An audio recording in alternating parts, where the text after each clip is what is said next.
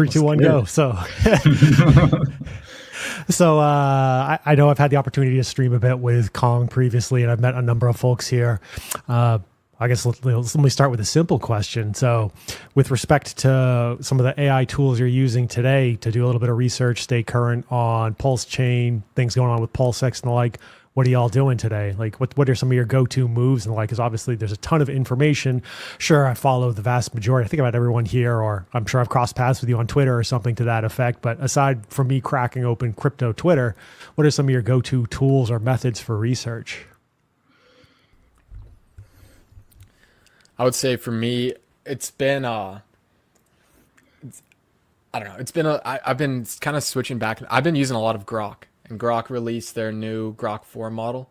I think I haven't used it too much, but from what I've seen on the benchmarks and stuff, it does look like it's super competitive with even the kind of the top models we have now. So I've been using Grok. It seems like it has access to Twitter. It seems like it's good at reading websites and stuff. So, and there's those questions like, and I think I've said this before on like AI panels and stuff, but there's certain questions that, and I don't know if I can name off the top of my head, but you can't Google the answers for, right? It's like, you can't Google the answer for certain particular nuanced things, right? Especially when we're talking about like in crypto or in PulseChain, like there's you could probably find an answer, but maybe it's on Reddit or something like that. You know what I mean? There's not going to be maybe a Google article on exactly what you're looking for. I think AI and Grok, if you have a question and you ask Grok, you'll probably get a better, fresher, nicer answer than, I don't know, 5 minutes or even 20 minutes of research kind of scrolling through Google and stuff. So that's kind of, say, one of my biggest use cases for AI is just kind of asking it questions, especially for things I'm not totally sure about, right? So that thing will, it's maybe it's not going to be able to do it all for you, but it'll definitely point you and steer you in the right direction. So Yeah, Grok is awesome. I'm sure a lot of you guys, if not all of you, use AI in some form like every single day, not multiple times a day. And we have so many different tools. I really believe we're in the middle of like the race, because you mentioned Grok.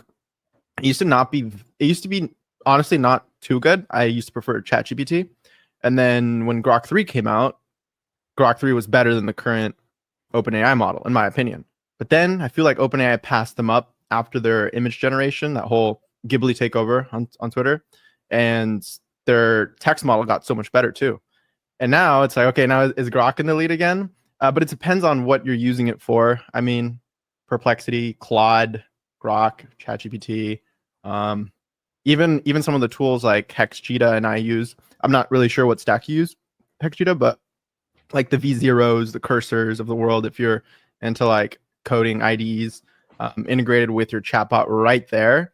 And it's just like, I don't know about you guys, but every like few weeks or so lately, every month, I get like this AI existential dread. Don't get me wrong, I'm not a doomer, but I get where Elon has been coming from for the last like 5-10 years. It's like this moment where it's the first time we're actually meeting a rival species, if you will, potential rival species. It's just so much smarter. We've created something so much smarter than ourselves. It's awesome, and the optimistic outcome is beautiful. It's amazing. I mean, you're already seeing it, and I mean, I think that's what we strive for, especially everyone here in this room, is for that optimistic outcome. So Yeah, I think it's just a partnership, man. When you say it's its own entity, it's really not. It's a partnership between you and the AI. The AI can't do anything by itself, right? Like it can't make itself do anything. You have to initiate it. It's just like any other tool. And I believe the more you sharpen your sword, the better it gets. So the fact that some people stop using a certain one and go to a new AI model, well, I've been making Ghibli pictures and my fingers have been looking great with chat for the longest. So the more you train your skills and hone in on that, the better it gets, right? Like, so people abandon chat to go to these other places. And while you did that, I kept honing in chat. And that's why I'm able to kind of do certain things that people can't. And my model is better than most. And people always ask me to do stuff for them because they can't do it. They're like, yo, my chat is not working for whatever reason. I can't take these two pictures, for example, and blend them into one concept. But somehow for me, it seems to work. So I don't know if it's the way that I interact with it, the way I'm prompting it, or because I just spent more time on that specific model. So like it might be a mix of two, but that's my belief on it. And like I'm straight up a chat, not a maxi, but I stick to tend to that. And depending on what I'm doing, I like to see what works best in what places. So for 404 Mon, for example, the whole collection actually came from a Copilot, right? So I made it all off of Copilot, and now I'm just using all chat, and it's like it's cool to see what can do what. And like you said, man, it just really depends on what you're doing, right? And then once you find what works, I'd say like stick there for that specific topic or for that specific brand that you're building with it, you know, because you could start something in chat and then go to these different things like Grok or whatever other tool you want to use, and you'll see how it's kind of going to differ, right? It's not better or worse, but it's going to be different, and you could spot those differences. So for me, it's all about consistency, and if you want to start a brand, it's all about branding and all about making sure that when people see what it is right away, they know what it is, right? So if you have differences within the collection or the brand itself, well, you're going to lose people because you lose out on that consistency, right? So that's what you really want, is consistency from the AI.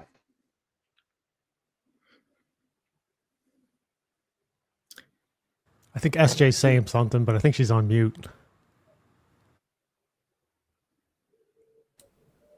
We can't hear you. Not, but it's the mic. Yeah. I guess I can chip in while she sorts the mic. I don't know. It's on Gerardo's point, like the whole race between the different models has been interesting to watch, but it almost kind of feels like they're just commodities at this point, you know, like you can just switch from one to the other so easily that it's like, what moat do they really have? You know, I mean, like Grok kind of does have a moat Data. because it has data, and then also it has the users, like it has the X platform and it has the Teslas. Like we're seeing Grok being activated inside Teslas. So they've got that where you can only speak to Grok. Probably they won't allow other models. So that's cool. But yeah. It's a really good point. Yeah. I guess you're right. The moats end up being the data. And I read this really interesting post the other day about how there are two camps: the AI companies that are doing things right, like legally, and the ones who are just kind of like violating policies, but they don't really talk about it. And you ask them, so what did you train? Right, like what did you train your model on? And they're just like, oh, I can't recall, right? Just wishy-washy answers. And at the end of the day, you've heard allegations of OpenAI training on Twitter data, like scraping all of Twitter before Elon had to like put guardrails there and put rate limiting because that was against their policies. And they even sued them and everything. But lawsuits can take a while, and what these guys really care about is just getting ahead. And getting ahead could take just a few months, even a few weeks, whereas a lawsuit could just drag out for 10 years, and by that time they already won. Yeah, it's definitely a race. The business side is interesting. Yeah, it's like Absolutely. if you've won the game and you've made it's kind of like Google and Facebook and stuff when they released their ad platforms. It was like so new, but they already kind of won. And then now 10 years later, they're fighting all these like, collecting data on kids and stuff. And it's just like, but they already won though. Like they're like discussing this in court and stuff now. But can you hear me now? Yeah. Yes. Yeah.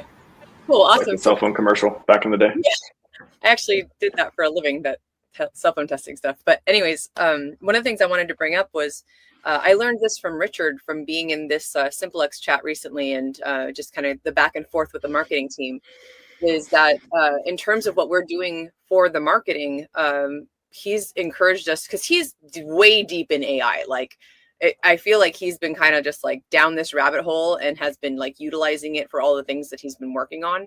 And it's what he mentioned was that O3, ChatGPT O3, like when it comes to reasoning, is just above and beyond anything else. Like he constantly is just like, oh, interesting, let's find out, put that in O3. So I've been using that nearly every day, trying to figure out, pieces of this puzzle for the marketing endeavor that we're doing right now. And it's been really awesome, kind of going from like mostly what I was doing with chat, like different AI tools, was art. So I started using it for the NFTs that I created for the PulseChain tour, and have utilized it in different ways. And now I'm becoming more familiar with the chat clients, because I was using it mostly for art at first. And so now it's been really fun to kind of like go down that rabbit hole. And it's a whole vibe, y'all. Like, it's really trippy, like seeing the way that they will reason, and watching the thinking happen. And the better that you prompt it, right? I think someone else kind of mentioned this, right? Like, the better answer that you're going to get. And I feel grateful that I have a background in writing and journalism, because I feel like I have the ability to, I've always had Google foo, right? Like, I always knew kind of like what question to ask when nobody else could find the answer. I was like, well, let's try it this way. So that's huge. And the fact that you can have AI helped you with prompting is huge as well. Richard, if you're watching, manus.io, one of my favorite new tools. I mean, O3 is awesome. I mean, so just for everyone listening too, if you're not familiar, O3 is model from OpenAI. There's a whole bunch of different models out there, and then you get access to O3 and all the other different stuff on ChatGPT platform, and maybe other aggregators and stuff too. What's really exciting in 2025, I just want to tell, leave this out there for people if they want to play with it. Is agent stuff. I think it's amazing. It can go, not only you ask a question, but it can go do a whole, it's like a mini employee type of deal. It can go do a bunch of research for you. It can go change a bunch of code. It can do whatever. Not really a coding tool. I don't really use it for that, but for research and being like, run these numbers, or go figure out this stuff, or tell me these top 10 stats, or tell me, like, give me information that I can use for content creation and stuff too, or go create thumbnails for me. It's like, it's fantastic for that. So I would say manus.io, super good for an agent tool, the best AI tool hands down I've ever seen as of now, for just being able to like deep dive analysis and research and a lot of stuff that I do, that I go and I get information to do if I'm going to go talk about something or post something or stream, or on the technical side too, or just a ton of different images. You see me have been posting on X, a lot of them Manus generated. You can literally just be like, go make, bullish images of Richard Hart, blah, blah, blah. It'll go search Google, find images of famous person, Richard Hart, take them, go add all these bullish elements to it, generate 10, generate 20, generate however many you want. And now you just got a whole bunch of content that you can go change. I can put it in Canvas and change it around, add stuff to it, make it different sizes. You can tell it all this stuff too. So if you haven't tried Manus.io, I know it's a Chinese company. Some people don't like that, whatever. Maybe there'll be a better competitor that's more suited in the EU or American or whatever for you at some point too. But this is the best tool I've ever seen so far. So if anybody wants to check it out. Agents. Yeah, Max, I know you've been touting Manus there. Personally, for my workflow, I definitely use Grok a fair bit, just simply because I'm usually skimming through Twitter, and it's readily handy going back to conversation about distribution and data moats and the like. I do use it to skim through Twitter. I'm like, hey, just tell me what did Richard post about in the last 24 days, or has he mentioned something like this, or did Max mention just on that something real quick? Yeah. Just on that with agents, something that you can't really do, or I haven't seen a lot of other platforms do. You can be like, every day at 10 in the morning or whatever, tell me the recap of the previous day's news.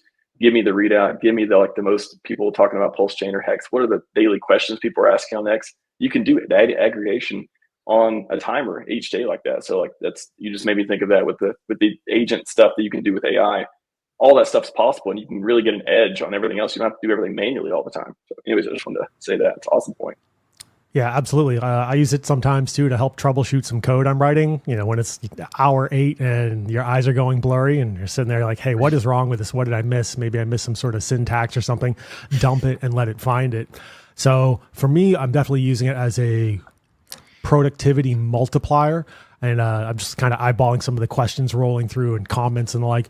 Absolutely, we're rapidly approaching a scenario where it's going to be agents summoning other agents, and you're going to be able to give it a very broad directive above and beyond what we're able to do today. It'll give you a fairly finished product. Also, as far as prompting, I have found that as I've spent more time working with the tools, my opening prompt has improved in quality. And I'm definitely somebody who's like, hey, you are a subject matter expert consultant in XYZ, to explain it like I'm 5 or break it down, give me the top 5 bullet points. And I find getting the opening salvo on my prompt is critical for me getting to my endpoint, 1, faster, and 2, in a much more orderly fashion as far as the feedback I get from the corresponding AI platform. Yeah. I've stopped using leading questions altogether, because I feel like it just forces it down like a path that you just kind of waste time going down and realize you're going down the wrong path. Instead, now I like use open questions like, tell me why it's taking so long to load or whatever, and then it will like list up the possible reasons, and then the reasoning kind of kicks in, and then you can go down the right path. So I've noticed that with myself. Have you guys had any luck with Grok 4 showing analytics within X or the Twitter space? So the other day, even though I have a blue check mark, so I have access to analytics, right?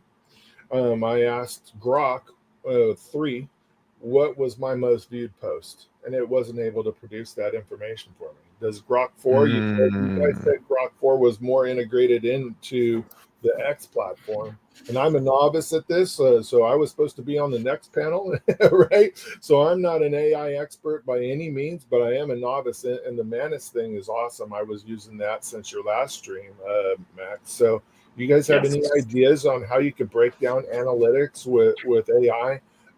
Triple Dad's been Manus pilled. Yeah, within the AI infrastructures that exist. My guess would be that Grok doesn't have access to like personal account analytics and data and info and stuff like that. So I would just go, since you have premium, just go to your analytics and go to content and then just sort it, and you can see your most. I just thought since I had a blue check mark that Grok would have access to my details, but I guess not. Yeah. I'm not sure. I was kind of confused when you guys were saying that. I mean, you guys were just talking about like, hey, tell me what all the different PulseChain X influencers have been saying, blah, blah, blah. I tried to do that. Maybe it was just because I was using chat instead of Grok, but it was like, I don't have access to that data. Like, I think I was actually asking it something like, what are the 5 most common things that Richard has spoken of over the years of his content on X? And it was like, I don't have access to that. Like it can't like go through and scrape it. But is that just because I was using chat and not Grok? Like, will Grok be able to do that? It should be now. Yeah. Okay. Sweet. And Gerard, are you saying Hell that's yeah. because the Grok 4 is more integrated into the platform itself? Yeah. Yeah, for public data, right? But things like analytics or even your personal info that you manage via your, only your account, only you can see, that's maybe not accessible publicly, but who knows? They might integrate that in the future. Yeah, so I know I had to flip Grok on my side from Grok 3 to Grok 4, even though I am a blue check mark member myself. I did have to go in and flip it down to Grok 4. I did ask it, hey, like just the background in today's conversation, what is my most engaged posts? And it did sweep through and give me some outputs based on a combination of likes, reposts, replies, and spit out an engagement score. So I don't think it's necessarily natively integrated with the backend analytics. I think Gerardo was saying, hey, it's probably scraping the front end as far as what's visible on the Twitter or X front page, so to speak. And it looks like that's largely true. But I did have to prompt it and say, hey, I am this person. Give me assorted engagement scores. And it did spit it out.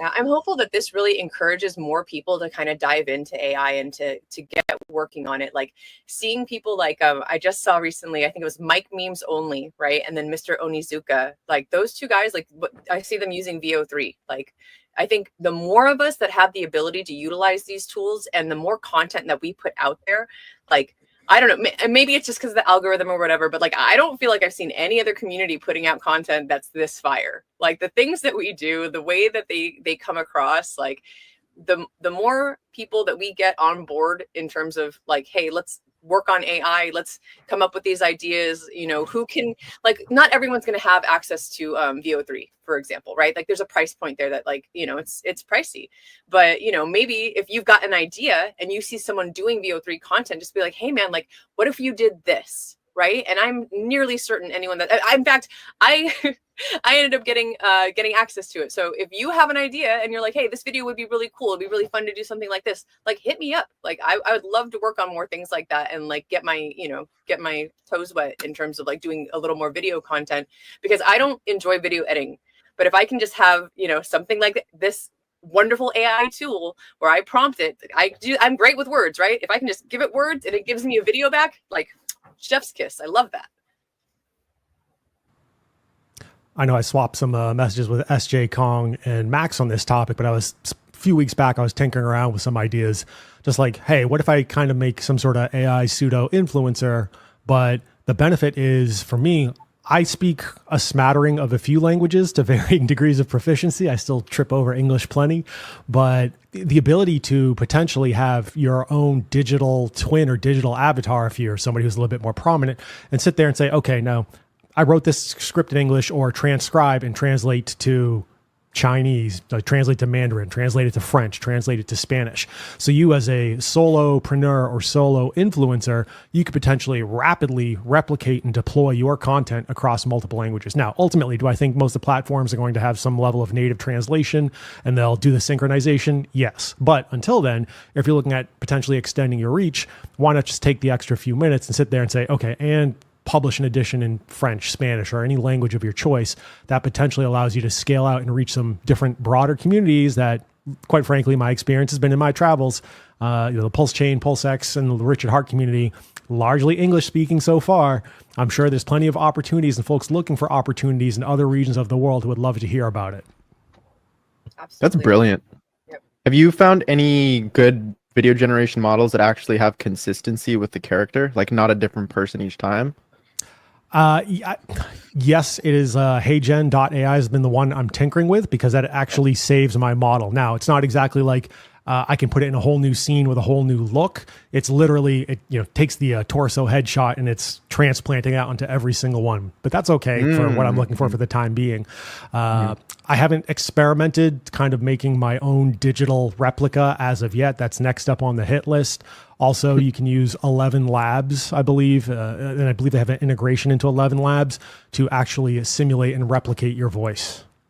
So I'd say doing a digital twin, maybe I'll throw that on the to-do list for this weekend. Nice. Yeah, 11 Labs is great. I've used that for audio for certain videos, like the history of Hex AI version and all of that. It's really, really good. You can get different styles of voice and everything. I tried cloning Richard Hart's voice, but it was like, you don't have permission to do that. It's like, oh man. But you can do your own. Shut down immediately. Yeah. Well, along those lines, I know Max has got a passion for security and secure elements and the like. I know that's been a concern of mine a little bit, is going to be the amount of content. And I've done some streams and I've hopped on a bunch of other people's streams and the like, but the amount of content that is out there of myself, and to what extent am I opening up people to create digital facsimiles of me, voice replicas, and start bypassing certain security protocols in my name and the like. It's imminent and has already been done to assorted extents. I believe there's been a few significant heists done, and these days I think they've gotten it down to like 3-second clip is largely enough to start replicating your voice. So that voicemail message you leave, like, hey, you've reached the line of so-and-so, that might be enough to tag and bag you on that front. And then another study I read said hours of streaming content. Yeah. Cooked. We're cooked, chat. But Everyone here is cooked, I think.